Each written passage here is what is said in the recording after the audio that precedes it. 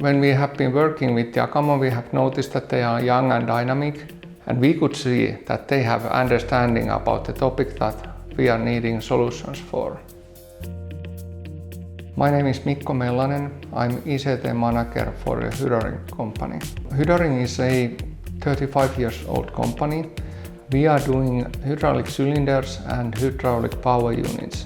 We have been using Jakamo purchasing part now for half a year, and it's helping us to get the supplier responses back to our ERP system. It's much easier when we get these responses straight back to ERP.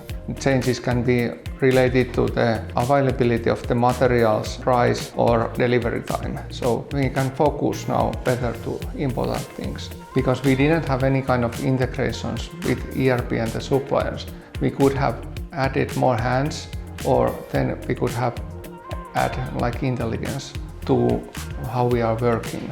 So we choose the later one. When we have taken Jakamo into use, we have also time for managing like the strategic part of purchasing, and not only that doing these transactions.